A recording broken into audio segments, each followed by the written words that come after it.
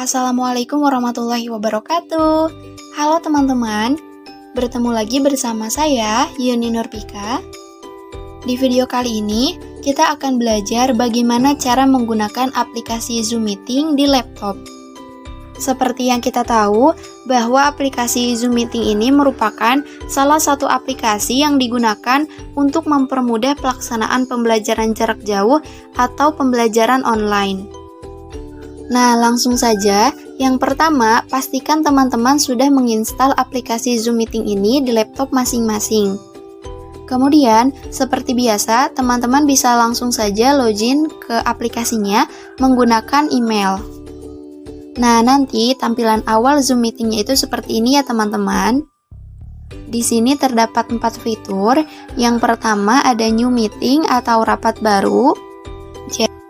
Jadi, ketika teman-teman ingin membuat rapat baru atau memulai rapat baru, teman-teman bisa menggunakan ini ya. Kemudian yang kedua di sini ada join. Jadi, nanti teman-teman ketika ingin bergabung ke rapat baru atau ke rapat orang lain, teman-teman bisa menggunakan join ini dengan memasukkan kode atau link. Kemudian di sini yang ketiga ada schedule. Jadi, ketika teman-teman ingin membuat rapat baru tapi dijadwalkan atau dischedulekan, nah teman-teman bisa menggunakan ini ya. Kemudian untuk yang terakhir di sini ada share screen. Kemudian kita langsung saja ke rapat baru. Nah, nanti tampilannya akan seperti ini. Jadi ketika masuk ke rapat baru itu, mikrofon dan juga kameranya itu akan otomatis menyala. Tetapi teman-teman bisa langsung mematikannya dengan cara di-mute saja ya. Kemudian di sini terdapat beberapa fitur yang tentunya akan diperlukan ketika teman-teman sedang menggunakan Zoom Meeting ini.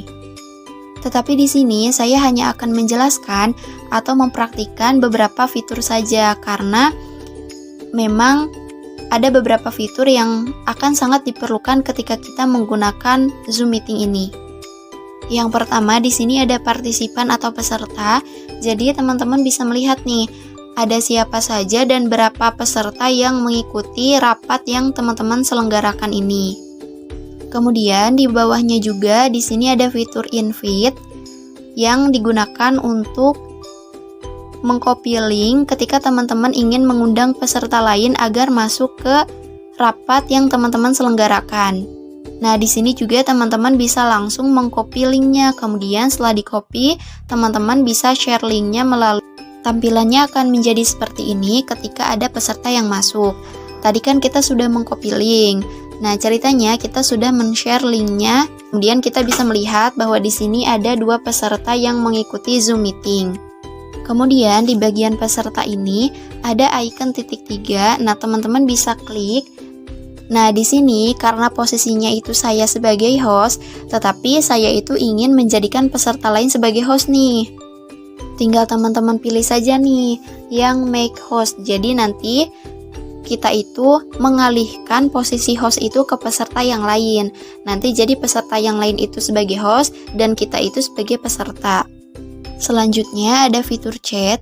Jadi fitur chat ini adalah fitur untuk mengirim pesan ke Zoom Meeting ini. Jadi nanti ketika rapat sedang berlangsung dan teman-teman ingin mengirim pesan, teman-teman bisa menggunakan fitur chat ini.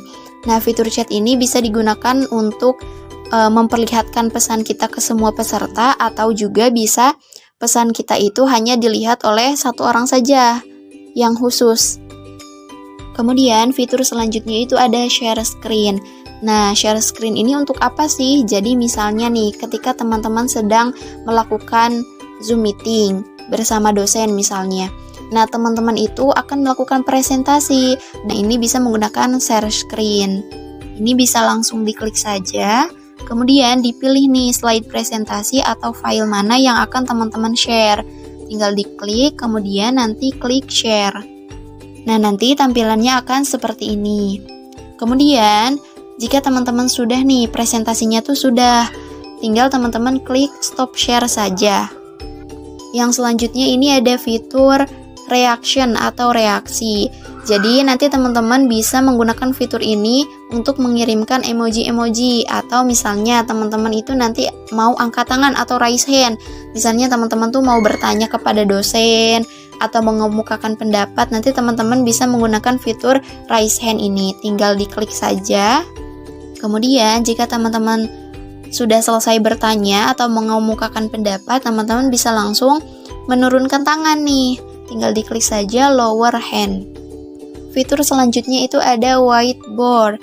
Nah, whiteboard ini tuh virtual ya teman-teman. Jadi misalnya nih ketika teman-teman ingin melakukan presentasi tapi membutuhkan whiteboard nih, whiteboard virtual gitu untuk menjelaskan materi kepada peserta yang lain supaya teman-teman bisa langsung mengkliknya saja.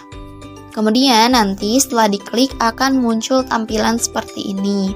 Di sini juga terdapat beberapa fitur juga ya teman-teman, ada pensilnya, ada penghapusnya, nanti teman-teman bisa menggunakannya. Nah, teman-teman bisa menggunakan pensil ini untuk menjelaskan materi nih, atau teman-teman bisa mencoret-coret, atau bisa menggambar dan lain sebagainya. Fitur selanjutnya itu ada icon titik 3. Nah, kalau untuk icon titik 3 ini, teman-teman bisa klik, itu isinya itu untuk merecord. Jadi misalnya teman-teman itu sedang melakukan presentasi, tetapi misalnya ingin mendokumentasikannya nih. Nah, teman-teman bisa menggunakan record on this computer ini. Jadi nanti semua presentasi dari awal sampai akhir itu kerekam atau ke-record. Baik teman-teman, mungkin hanya itu fitur-fitur yang dapat dijelaskan di video kali ini, karena memang mungkin hanya itu fitur-fitur yang sangat penting dan sering digunakan ketika kita sedang melangsungkan rapat baru menggunakan Zoom Meeting. Kemudian yang terakhir, ketika kita misalnya sudah selesai melakukan rapat atau presentasi, kita bisa keluar nih dari Zoom Meeting ini. Nah, di sini ada dua pilihan, ada end meeting for all, itu jadi kita memberhentikan Zoom Meeting itu untuk semua peserta, dan yang kedua ada leave meeting. Itu kita sendiri yang keluar dari meeting tersebut. Tetapi di sini kita akan mengklik end meeting for all aja supaya nanti berhenti untuk semua peserta. Oke teman-teman, mungkin untuk praktek penggunaan Zoom Meeting di laptop beserta fitur-fiturnya cukup sampai di sini dulu.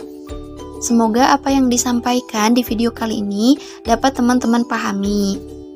Oke teman-teman, thank you for watching. Ditunggu video tutorial berikutnya. Saya tutup. Wassalamualaikum warahmatullahi wabarakatuh.